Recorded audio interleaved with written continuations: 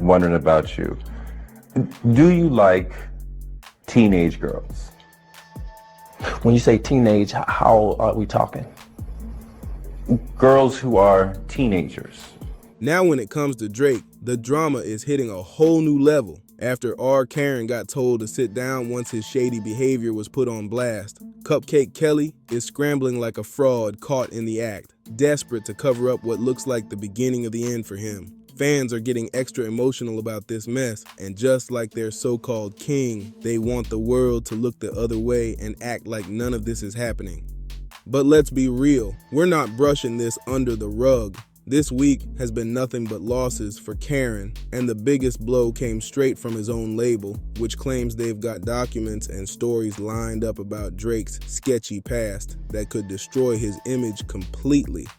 Say, Drake, I hear you like 'em young. Certified lover boy, certified pedophile. Kendrick said this in his recent diss, Not Like Us, and if we see past of Drake, it makes a lot of sense, but in a weird and creepy way. Drake caught red-handed in 2010. At that time, he was 23 years old, and he kissed a minor on stage, and when he asked her age, then he got to know that she was just 17 years old. Drake used to talk a lot with Millie Bobby Brown when she was 14 years old, and she said this about him. Just texted each other the other day, and he was like, I miss you so much. I was like, I miss you more. What advice does he give you? Like, what does he say? About boys, he helps me. What? I don't know about you, but it sounded weird to me, and this is what 17 years old Billie Eilish said about Drake. Drake is like the nicest dude I've ever spoken to. He does not need to be nice. And there are rumors that he dated Hailey Bieber when she was 14 years old, and he also celebrated Bella Harris's 18th birthday and booked whole restaurants. So yes, this is bizarre. And there are many secrets that you don't know. Click and watch this short video and have fun. That kind of revelation doesn't just sting, it shakes the whole foundation of his career. And instead of facing it head on with facts like any honest person would, Drake Kelly is out here moving like nothing's wrong, pretending business as usual while the walls close in. This isn't damage control, it's pure denial, and it's making the whole situation look 10 times worse. For all the Drake stans out there, I gotta break it to you. Don't get mad at me, but there's no nice way to say this. From selling body pillows with his own face plastered on them, to jumping on subliminal-filled rants about how everyone's out to get him, Drake is moving strange right now. And when you add in those bizarre side hustles, like pushing bathroom items nobody asked for, it looks less like branding and more like a man spiraling right in front of us. The truth is, this meltdown is painting the worst picture possible. It feels less like confidence and more like he's trying to hide something, because if he really wasn't, why move so erratic the second the internet dragged him? Drake was online yesterday, moving like a man on the run, scrambling with posts that only raised more eyebrows instead of clearing the air.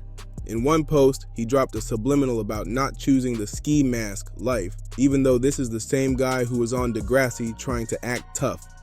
And the most bizarre part, he went right back to his favorite obsession, Pinocchio. The way he framed it, he's basically hinting that Kendrick Lamar is Pinocchio in some strange coded message, which only makes his Karen confessions look even more desperate and delusional.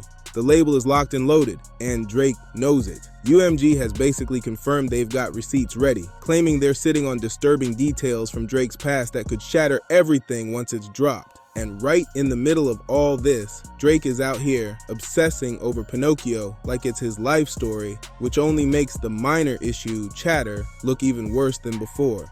Let's be real. A grown man diving deep into a children's movie while the world is calling him out. That's not just strange. That's flat out unsettling. The timing couldn't be worse either, with allegations buzzing and his own label allegedly preparing to air him out. The last thing Drake should be flaunting is an obsession that makes him look completely out of touch. It's not just bad optics, it screams desperation. Here are straight facts that prove Kendrick Lamar never lied on his track Not Like Us. Top, fuck him up. I'ma do my stuff. Why you pulling like a bitch? You trying to strike a chord, and it's probably...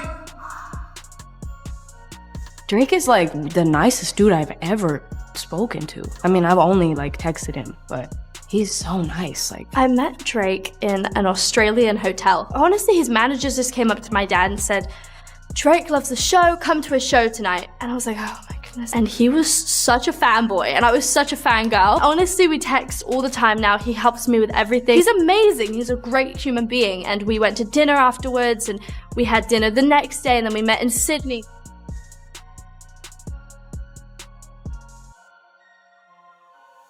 And if that ain't enough, he even confessed on his track The Heart Part 6 that he looks at teenagers once. Only fucking with Whitney's, not Millie Bobby Brown's. I'd never look twice at no teenager. And while he tried to dress it up as some subliminal jab at Kendrick Lamar, the truth is, it only makes him look weirder than ever. Instead of flipping the script, Drake's Karen moves have backfired, adding fuel to the fire and showing us just how shaky his whole image really is. But here's the thing, the spiral didn't stop there, because what he pulled next in an attempt to distract people was even more desperate. At this point, Drake looks less like a rapper and more like a salesman chasing every dollar he can grab.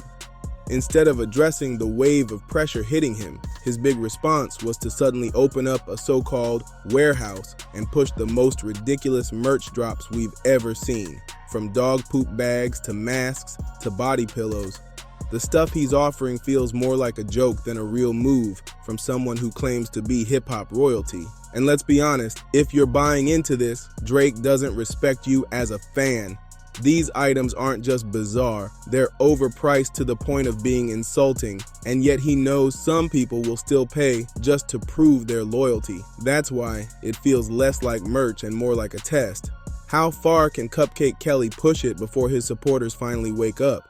But the sad truth is, many won't. No matter how strange the drops get, no matter how messy the allegations become, there will always be die-hard stans ready to rep him blindly. And Drake knows it, which is exactly why he keeps rolling out these wild products instead of confronting the storm that's swallowing his name. Drake's fans might see it as repping him and supporting the movement, but in reality, this looks more like an experiment than anything else. It's as if Drake is testing just how far his stans will go, what they'll buy, what they'll wear, and how far they'll stretch their loyalty to prove they're part of his world. But the ugly truth is, it's pushing him and his fan base further away from the rest of hip-hop culture, isolating them as their own bubble that nobody else wants to be part of. And here's where it gets wild. The way this is moving, Drake could easily end up creating one signature piece of merch that instantly exposes his supporters on sight. Imagine seeing someone wearing it and immediately knowing they're part of the most obnoxious fan group out there. To his stans, it'll feel like a badge of honor, but to everyone else, it'll scream desperation and blind loyalty. The strangest part is, it's only going to get weirder from here. Drake's playbook is starting to look eerily familiar, like he's copying the same moves as others who built cult-like followings and thrived on controversy. And now, with body pillows and bizarre merch already flying out to fans who proudly swear their loyalty, things aren't cooling down at all. They're only spiraling worse. Honestly, when you look at it through the lens of his For All the Dogs era, the chaos somehow feels like the exact merch rollout he wanted all along. There has never been a more fitting use of a flop album than this moment right here. Just when you think Drake's mess couldn't get any worse, he somehow drags it even lower. In his most public statement yet, instead of clearing the air, he left everyone scratching their heads, dropping a bizarre recap from his tired karaoke mega Karen extravaganza tour. The clips showed him and Yate running around like clowns, but the real shock came in the captions, his so-called response to all the pressure. Drake actually wrote, "Stop acting like Karma don't love me. Asking me where to be, I just tell her, do what you please. Either that or move on to them as you've done to me." What?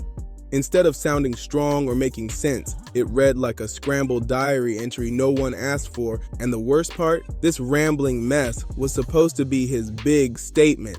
It made him look like he's spiraling out of control, tossing out incoherent lines just to create noise and dodge the real issue. His captions come off like post-game excuses from the biggest loser on the court, hollow, confusing, and downright embarrassing. At this point, Drake doesn't even seem to know what he's saying, just pumping out sloppy words to distract the media from what's really going on. The label allegedly sitting on cases that could flip his whole career upside down. Drake, running around with meetings, cupcakes, and random gimmicks, just makes him look ridiculous. All this for you, love talk, and weird distractions don't hide the fact that he's scattered, lost, and throwing together whatever sloppy image he can to act like he's winning when everyone sees he's not. It's desperate, it's messy, and it's exposing just how far gone he really is. When someone is under this much pressure and chooses to respond by clowning harder than ever, it's a clear sign of panic. Instead of addressing anything head-on, Drake is stumbling into the spotlight like an uncalculated fool, craving attention while pretending everything's fine. The truth is, these antics only make him look weaker, and fans are starting to notice the cracks in real time. And here's the scary part: the deeper this spiral goes, the uglier the fallout could be.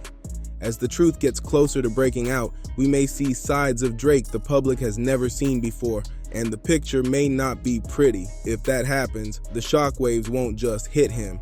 The entire music industry, hip-hop, and every artist who's worked alongside him will be forced to confront a reality nobody ever thought they'd have to face. So, with everything laid out, what do you make of Drake's spiral? Is he looking like the biggest clown in hip-hop right now, or is there still a way out for him?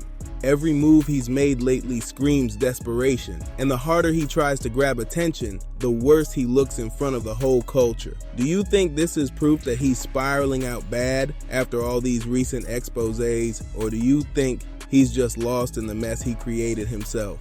Drop your thoughts in the comments because I want to see how you're reading this situation, and I know the debate's about to get heated. And if you made it all the way to the end of the video, you already know. Hit that like button, subscribe to the channel, and share this with your people so more of hip-hop can see what's really going on.